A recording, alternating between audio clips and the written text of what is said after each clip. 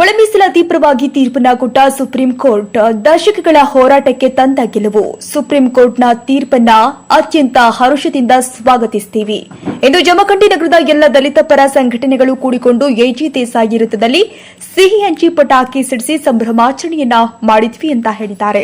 ಜೊತೆಗೆ ಶೀಘ್ರವಾಗಿ ರಾಜ್ಯ ಸರ್ಕಾರ ಈ ತೀರ್ಪನ್ನ ಒಪ್ಪಿಕೊಂಡು ಕಾನೂನು ಮೂಲಕ ಜಾರಿಗೊಳಿಸಬೇಕು ಅಂತ ಒತ್ತಾಯಪಡಿಸಿದ್ರು. ಈ ಸಂದರ್ಭದಲ್ಲಿ ರಮೇಶ್ ಬಳ್ಳೋಳಗಿಡದ ಅವರು ಮಾತನಾಡಿ, ಒಳ ಮೀಸಲಾತಿಯನ್ನ ಅಸ್ತು ಮಾಡಿದ ಸುಪ್ರೀಂ ಕೋರ್ಟ್ಗೆ ನಾನು ಧನ್ಯವಾದಗಳನ್ನ ತಿಳಿಸ್ತೀನಿ.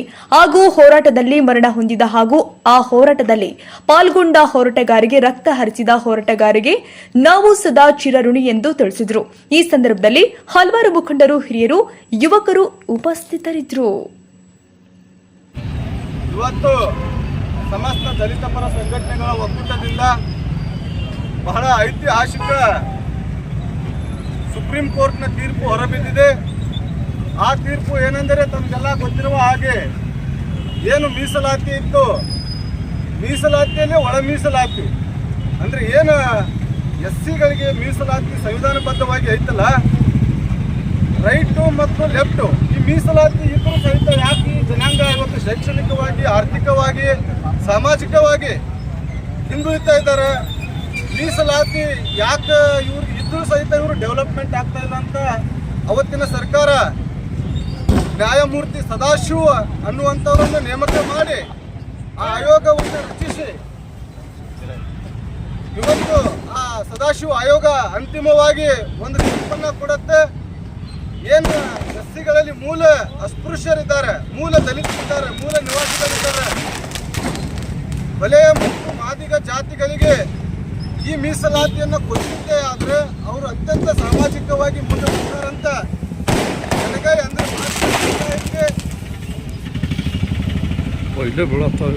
ಮಾದಿಗ ಸಮುದಾಯಕ್ಕೆ ಶೇಕಡ 6% ಮೀಸಲಾತಿ, ಜೊತೆಗೆ ಛಲವಾದಿ ಸಮುದಾಯಕ್ಕೆ 5.5% ಮೀಸಲಾತಿಯನ್ನು ಈ ಆಯೋಗ ಅಂತಿಮವಾಗಿ ಕೊಡುತ್ತೆ. ಅದರ ಅನ್ವಯ ಸಾಕಷ್ಟು ಸುಮಾರು 25 ವರ್ಷಗಳ ಕಾಲ ಸುದೀರ್ಘವಾಗಿ ಹೋರಾಟ ಮಾಡಿ ಇಲ್ಲಿರ್ತಕ್ಕಂಥ ರಾಜ್ಯ ಸರ್ಕಾರಕ್ಕೆ ಒತ್ತಾಯಪಡಿಸಿ ಈ ಒಂದು ಹೋರಾಟ ಯಶಸ್ವಿಯಾಗಲಿಕ್ಕೆ ಹಲವಾರು ದಲಿತ ಮುಖಂಡರು, ದಲಿತ ಪರ ಹೋರಾಟಗಾರರು, ದಲಿತ ಪರ ಚಿಂತಕರು ಕಾರಣರಾಗಿದ್ದಾರೆ. ಈ ಒಂದು ಹೋರಾಟದಲ್ಲಿ ತಮ್ಮ ಜೀವನವನ್ನೇ ಕಳ್ಕೊಂಡವರು ಉದಾಹರಣೆಗೆ ಇದ್ದಾರೆ ನಮ್ಮ ಮುಂದೆ. ಸೊ ಇವತ್ತು ಸುಪ್ರೀಂ ಕೋರ್ಟ್ ಮೆಟ್ಟಿಲೇರಿ ಸುಪ್ರೀಂ ಕೋರ್ಟ್ನಲ್ಲಿ ವಾದ ಮತ್ತು ವಿವಾದಗಳಾಗಿ ಸಂಪೂರ್ಣವಾಗಿ ಪರಿಶೀಲನೆಯಾಗಿ ಏನು ಸದಾಶಿವ ಆಯೋಗ ನ್ಯಾಯಸಮ್ಮತವಾಗೈತಿ. ರೈಟು ಮತ್ತು ಲೆಫ್ಟ್ಗಳಿಗೆ ಮೀಸಲಾತಿ ಎಲ್ಲ ಸರ್ಕಾರಗಳು ಕಡ್ಡಾಯವಾಗಿ ಕೊಡಬೇಕಂತ ಆದೇಶವನ್ನು ಹೊರಡಿಸಿದ್ದಾವೆ.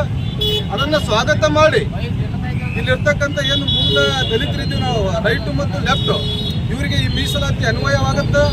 ಇನ್ನು ಉಳಿದಂಥ 98 ಜಾತಿಗಳಿಗೆ ಏನು SC-ಗಳಲ್ಲಿ 101 ಜಾತಿ ಇದ್ದಾವೆ. ಆ 101 ಜಾತಿಯಲ್ಲಿ 98 ಜಾತಿಗಳಿಗೆ ಅಸ್ಪೃಶ್ಯತೆ ಅಂದ್ರೇ ಗೊತ್ತಿಲ್ಲ, ಜಾತಿ ತಾರತಮ್ಯ ಅಂದ್ರೇ ಗೊತ್ತಿಲ್ಲ, ಜಾತೀಯತೆನೇ ಗೊತ್ತಿಲ್ಲ, ಜಾತಿ ದೌರ್ಜನ್ಯ ಅವ್ರಿಗೆ ಆಗಂಗೇ ಇಲ್ಲ. ಆದರೂ ಇಲ್ಲಿರ್ತಕ್ಕಂಥ ಸರ್ಕಾರಗಳು ತಮ್ಮ ಬೇಳೆಯನ್ನು ಬಯಸ್ಕೊಳ್ಳಲಿಕ್ಕೆ ಅವರನ್ನು SC ಆಗಿ ಮಾಡ್ತಾರೆ. ಇಲ್ಲಿ ಅದು ದುರದೃಷ್ಟ. ಅವ್ರು ಬಂದು ಏನು SC ಪಟ್ಟಿಯೊಳಗೆ ಸೇರ್ಕೊತಾರೆ, ಇಲ್ಲಿ ಹೊಲೆ ಮತ್ತು ಮಾದಿಗರನ್ನ ಮೀಸಲಾತಿಯಿಂದ ವಂಚಿತರನ್ನಾಗಿ ಮಾಡ್ತಾರೆ. ಸೊ ಇವತ್ತು ಸದಾಶಿವ ಆಯೋಗದಿಂದ ನಮಗೆ ನ್ಯಾಯ ಸಿಕ್ಕೈತಿ, ನಾವು ಸಂಭ್ರಮಾಚರಣೆ ಮಾಡಲಿಕ್ಕೆ ಕಾರಣ ಆಗೈತಿ. ಬರ್ತಕ್ಕಂಥ ಭವಿಷ್ಯತ್ತಿನಲ್ಲಿ ಹೊಲೆ ಮತ್ತು ಮಾದಿಗರು ಇನ್ನೂ ಅತ್ಯಂತ ಯಶಸ್ವಿ, ಸಾಮಾಜಿಕವಾಗಿ, ಶೈಕ್ಷಣಿಕವಾಗಿ ನಾವು ಮುಂದುವರಿತೀವಿ ಅಂತ ಹೇಳ್ತಾ, ಈ ಸದಾಶಿವ ಆಯೋಗ ವರದಿ ಏನು ಸುಪ್ರೀಂ ಕೋರ್ಟ್ ಎತ್ತಿ ಹಿಡಿದಿತ್ತಲ್ಲ, ಸುಪ್ರೀಂ ಕೋರ್ಟ್ ನ್ಯಾಯಮೂರ್ತಿಗಳಿಗೆ ಸಮಸ್ತ ದಲಿತ ಪರ ಸಂಘಟನೆಗಳ ಒಕ್ಕೂಟ ಮತ್ತು ದಲಿತ ಪರ ಪದಾಧಿಕಾರಿಗಳಿಂದ ನಾವು ಧನ್ಯವಾದಗಳನ್ನು ಅರ್ಪಿಸ್ತಾ ಇದ್ದೀವಿ. ಈ ಮೂಲಕ